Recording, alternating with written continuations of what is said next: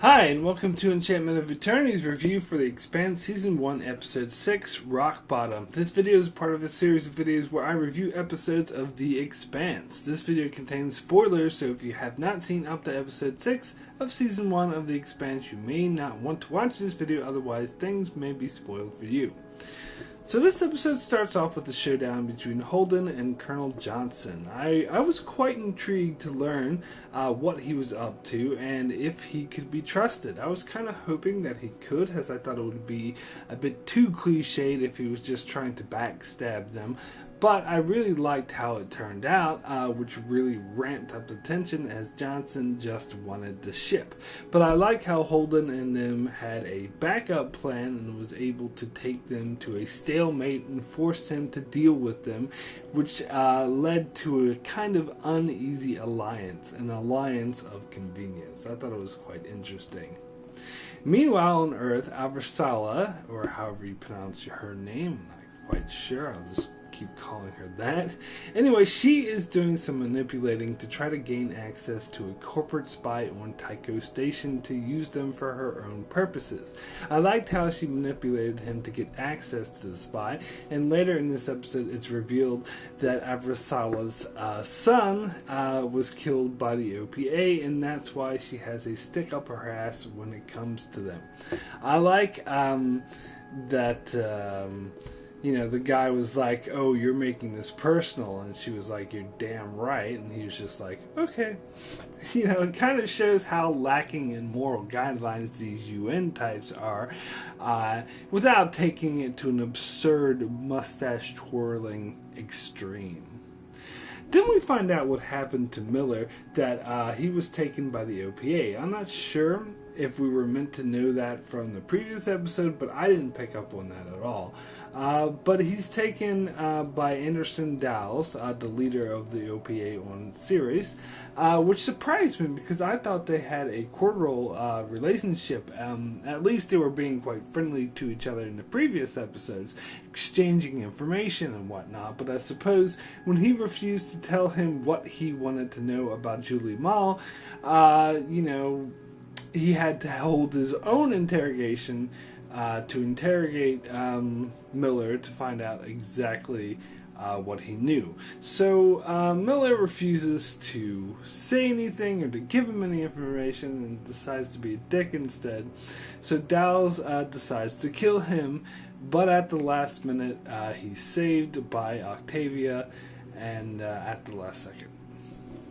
So we also got a bunch of scenes involving a junk collector spaceship of some kind with a guy and his nephew just out to make a living, and they get harassed by UN vessels that bully them around just for shits and giggles. Eventually the guy gets pissed off and throws his nephew out in the airlock with the spacesuit so he doesn't just die in space, but then he goes on a suicide run at the UN vessel.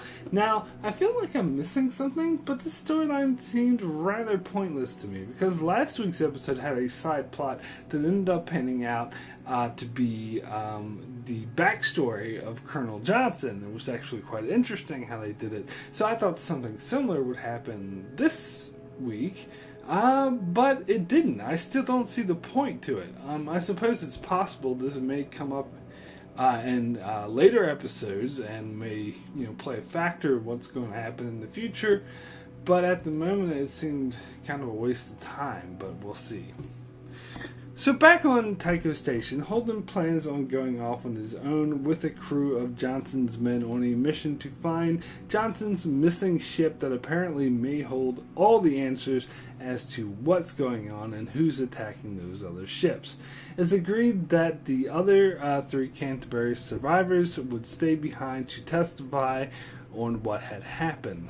So then we get this drawn-out storyline about them hanging out in bars and preparing for Holden to leave without them, and it turns out that they all decide to come with him anyway at the last moment, which I felt was extremely cliched. I thought they were actually going to split up, but this, "Oh no, we're gonna come with you even though we don't really like you and almost died twice when the ship we were on was blown up, but we'll come with you anyway." Something about that just didn't sit right with me, but whatever.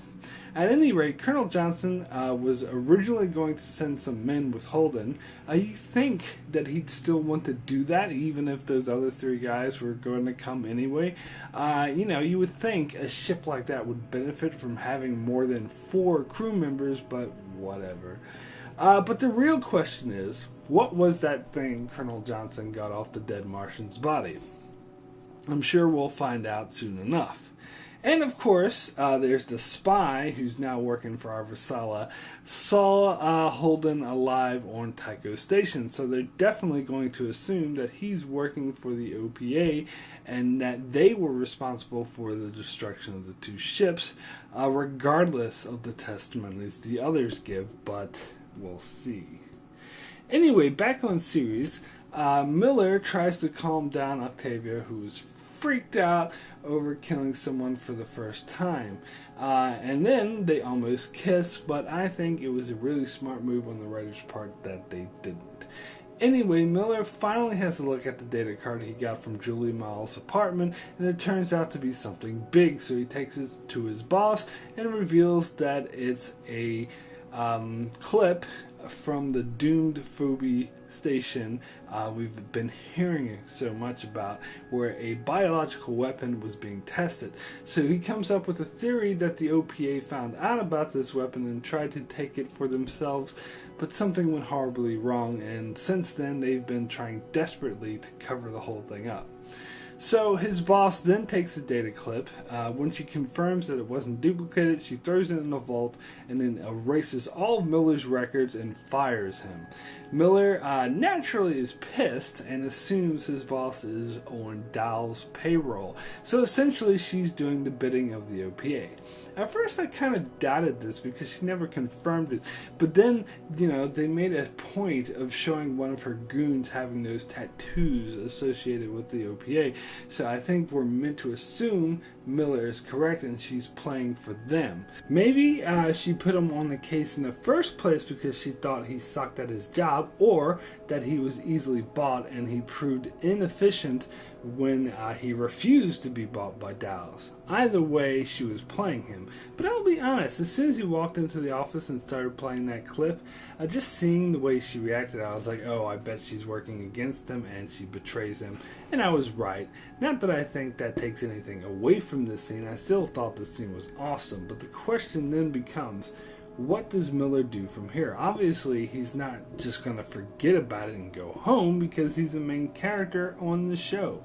His partner is still officially on the force, and he knows Octavia, so he could elicit either their help or he could go off on his own. I honestly have no idea what's going to happen next, and that's exciting, so I can't wait to see what they go from here.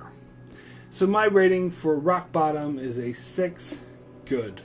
Honestly, this was mostly a filler episode with a lot of boring scenes with Holden and his group hanging out in bars, or Miller being beaten and tortured, or these pointless scenes about a poor space trucker going apeshit. However, there were some very interesting moments, such as Avasarala, kicking ass on Earth, and of course Miller getting totally punked. The plot is starting to unravel, but there are still a lot of missing pieces, and it's getting more interesting, so we'll see where they go from here. So that's it for my review of The Expanse Season 1, Episode 6. Be sure to check back here every week as I cover the remaining episodes of The Expanse. And also check out my channel for other videos on shows like Game of Thrones, The Walking Dead, Better Call Saul, The X-Files, and Vikings. And make sure you subscribe so you can keep up with all that. And thanks a lot for watching.